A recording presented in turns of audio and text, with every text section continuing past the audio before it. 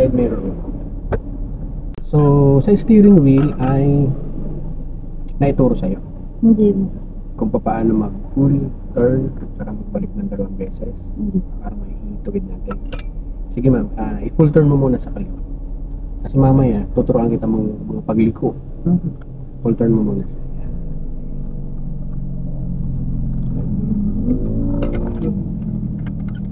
Yan. So, naka-full yan. So, yung front wheel natin, may idea po na po kayo kung nasaan nandun. Pag liliko ka, kailangan siya i-full. Lalo pagka mga U-turn or mga masisikip na kanto, ayan, pinufull. I-try mo naman dito sa kanan. Sige, full din. Sadyang madami talaga siya. Ano sa tumigil siya. Okay. Yan. So, nandito na siya. Pag full turn, walang bilang. Huwag mo siyang bibilangan. Basta tumigil siya, naka-full turn na yun. Ngayon, magbibilang tayo sa pag intention mo Gitna pa. Apo, igigit na. Alam mo na. Napanood Yung mo? dalawang iga pa. Sige nga po. Try mo nga. Based dun sa mga napanood mo. Ayun. Alam mo na pala. Kasi nga ba sabi ni Kuya, manood ka ng manood yan ha, para may idea ka. Oo, tama yun. So, ganun lang siya ibalik. Yung malaking butas sa manibela. Opo. Twice ibabalik. Pag naging 3 yun medyo nakapaling na yung gulong mo. Yes, po. So ngayon, ang tanong kasi dito, since alam mo na naman siyang ibalik, ang tanong dyan, kailan mo siya ngayon ibabalik? Kasi pagka hindi mo alam kung kailan mo siya ibabalik, mali pa rin yung direction mo. Ganito siya. May idea ka na? Wala pa. Okay. So, pagharap ng kotse mo, or yung ikaw, yung sarili mo, pagharap mo dun sa lane na diretso, yun yung time na ibabalik siya. Opo, yun yung timing. Kasi kung hindi po kayo humaharap at ibinalik nyo siya ng dalawa, mali ka agad yung direction. Opo. So, mamaya gagawin natin. Okay, so try natin yung pag-start at pag-off ng engine, no? Para subukan niyo po. Sige po. Natin. Okay, sige po. Isa pang ikot. Tapos alisin niyo po. Yan. Ito ma'am, tip. Pag iiwanan mo yung kotse mo sa paradahan, lalo na yung parang hindi ka sigurado dun sa pinagparadaan mo, ilak mo yung manibela. Paano po? Okay, ingkutin mo siya. Papunta po doon? Papunta rito sa yun. Tumunag na. So hindi na siya may ikot. Kaya ganun yung pag-lock. Ngayon, pag mag-i-start naman kayo, sige, insert nyo muna yung susi. Pag i-unlock nyo naman siya, lagay nyo ng ikot pa punta dito sa kanya. I-hold nyo siya tapos sa kanya ikot nyo yung susi. Kasi ilang ikot pa? 3 pa rin po yan. Sige po. Isa. Ikot. Yan. Pangalawa. Yan. Pangatlo. Yan. Kasi pag hindi nyo siya pinihit ng konti, matigas yung susi. Hindi nyo siya mapipi. So, ganun siya i-start. Tapos tubig nyo lang. Ayun. So, may question kayo doon sa wala naman. Wala na po. Sige. So, ngayon, since sabi mo ay nakapag-try ka na mag-drive ng diretso, i-access mo na titignan ko yung brake, no? At saka sa gas. Kasi automatic lang naman to. Kailangan lang natin yung smooth braking at saka sa gas naman, huwag masyado yung sobra. Actually, mayroon kang gauge dyan sa dashboard. Naituro sa'yo. Hindi pa. Ayan. Ang tawag yan RPM. Yes, po.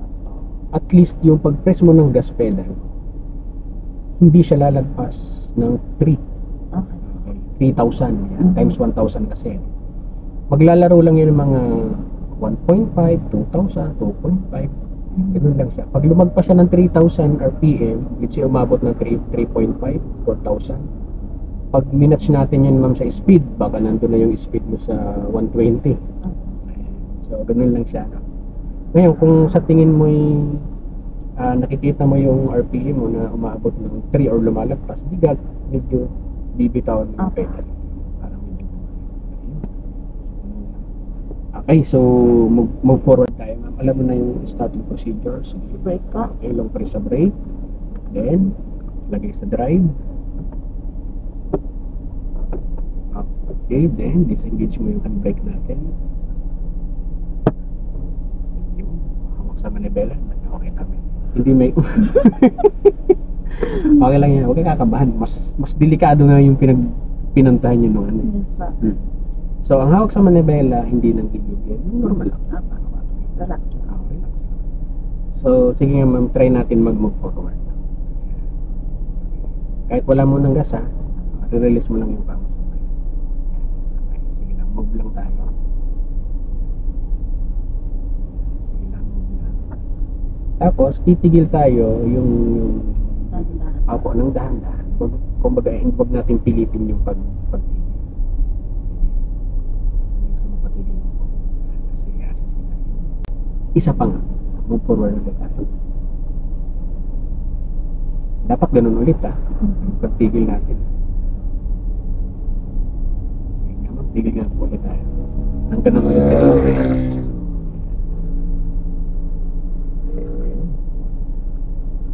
Pwede nang bumiyahe. Dapat yung pagbe-brake natin, hindi yung katulad sa jeep na mapupunta ka na dun sa driver eh. Sige, isa pa ma, mag-forward ulit tayo. Okay yung braking mo. Ibig sabihin, magaling yung nagturo sa'yo. Sige nga, tigil nga po ulit tayo. Okay, since nakatigil tayo, kung gusto mong nakatigil ng matagal, mas pinakamaganda ay ilalagay sa Neutral? okay, pwede, pero I recommend i-park mo na. Okay po. Sige, lagay nyo muna sa park. Huwag mong bitawan yung pedal ha? Opo. Tapos engage na handbrake, taas lang, walang pindot. Okay. Yan, okay. So sa handbrake naman ganito, okay naman yung may pindot. Ngayon, sisiguraduhin mo lang na kumapit talaga siya. Yes. Kasi ito may tendency ganun. Ito, ang tawag dito ay release button. Mhm. Ibig sabihin, gagamitin mo yung button pag i-release mo siya. Ayan. So, di ba, ni-release mo. Ayan. Pinindot mo, angat ng konti. Pindot, tapos dapat naka-brake. Okay. So, pag in-engage mo yan, may maririnig kang sound eh. Ganun. 2, 3. Mhm. Ayan. 3 to 5 click yung sound. Ibig sabihin, na-notice mo na nag-lock na talaga siya.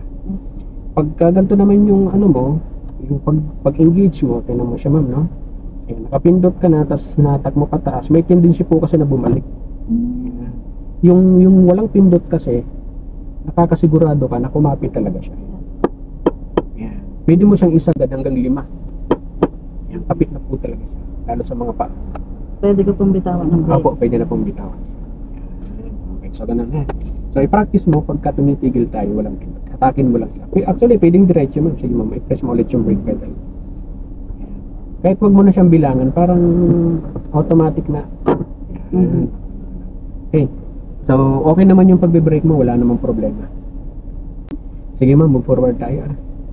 Press sa brake. Lagay sa drive. Okay, ayan. Disengage mo yung brake natin. Yeah.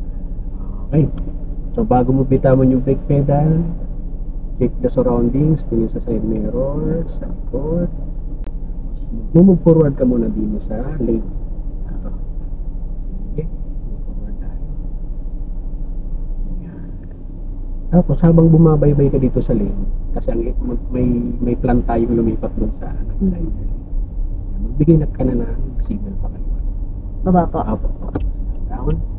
Ngayon, sulyap ka side mirror mo sa kaliwa. Nag-kotse po. Okay, so wag muna. Dito ka muna mag-move dito sa likod. Wala na. Meron Po. pa. Wala na po. Okay, sige po. Move forward tayo. Then lipat. Tapos dito tayo. Dagdagan mo ng konting gas. Diretso. Hawak lang na yung entry. Okay, entry lang yan. Tuturuan kita maglipat ng lane. So, downhill na. Yung pa mo nasa brake pedal. Medyo pakawalan mo ng konti. So, ang hawak naman sa manibela, ganito lang. Huwag mo nga alisin. Pag mag-adjust ka, konting gano'n. Just lang. Iwasan mo na yung parang ginagapang yung kamay.